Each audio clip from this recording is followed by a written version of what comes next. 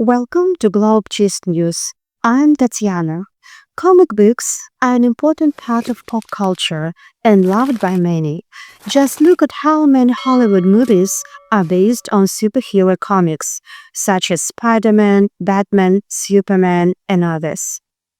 However, some people mistakenly assume they're only for children or that they're only about superheroes. So there are so many wrong ideas about comics, and they often come from people who have never even read them.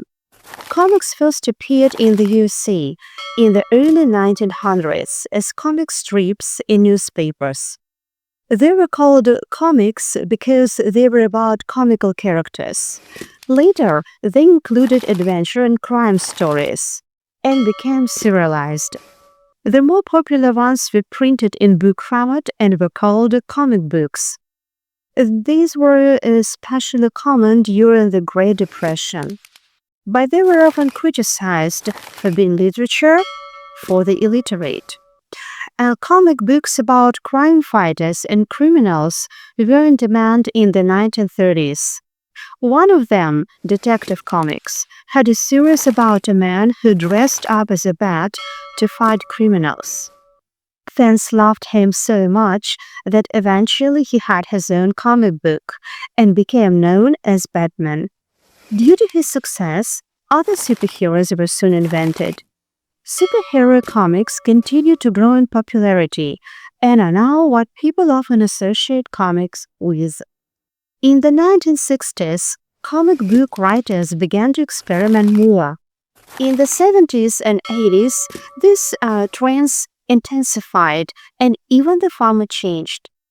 In the 1978, Will Eisner wrote A Contract with God, the first full book-length comic. Such works were no longer called comic books, but graphic novels. The USA is not the only country with a history of comic books. France and Japan have their own unique traditions. Each of these has its own style and history of development. The medium of comics will undoubtedly continue to grow. Over time, the stereotypes that surround them will hopefully change. There is no reason for comics to be any different from other media such as books, movies, or paintings. Comics, like these other formats, will always produce bestsellers of little artistic merit, but they will also be masterpieces equivalent to great works of art or high literature. So stay tuned for more updates and insights, and thanks for watching Globe Gist News. I am Tatiana, and we'll see you next time.